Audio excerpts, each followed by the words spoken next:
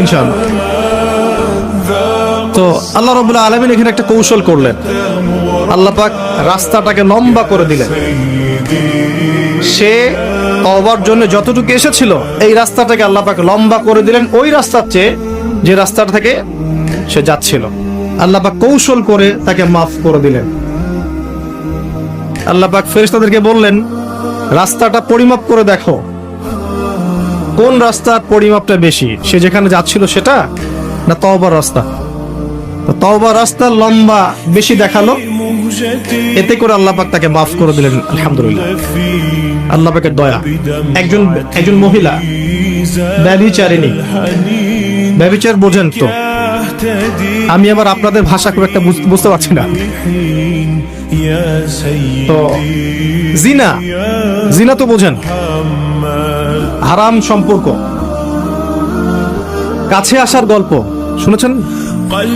কাছে আসার গল্প কার কাছে? একজন গায়রে মাহরাম পুরুষ একজন গায়রে মাহরাম মেয়ের কাছে যাবে, এই হলো গল্প।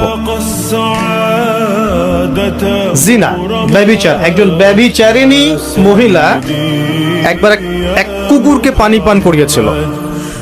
কুকুরটা অনেক তৃষ্ণার্ত ছিল, সে তার মোজা খুলে কুয়ার ভিতরে নিয়ে সেখান থেকে পানি তুলে কুকুরকে পান করিয়েছে। এই আমলটার কারণে আল্লাহ পাক এই ব্যভিচারী মহিলাকে মাফ করে দিয়েছে। আরেকজন ব্যক্তি, তিনিও বানু ইসরাইলের। বানু ইসরাইল কারা ছিলেন তো? কারা? রোহিঙ্গারা? কারা বানু ইসরাইল? কারা? কার সন্তানদেরকে বানু ইসরাইল বলা হয় বলেন? শুধু ওয়াজ শুনলে হবে না তো, কিছু শিখতে হবে তো। ইব্রাহিম আলাইহিস সালামের দুই ছেলে, কয় ছেলে? একজনের নাম হচ্ছে ইসমাঈল আলাইহিস সালাম, একজনের নাম হচ্ছে ইয়াকুব আলাইহিস সালাম। সরি, ইসহাক আলাইহিস সালাম। ঠিক বলেছেন, মাঝে মাঝে এভাবে বলতে হয় যাতে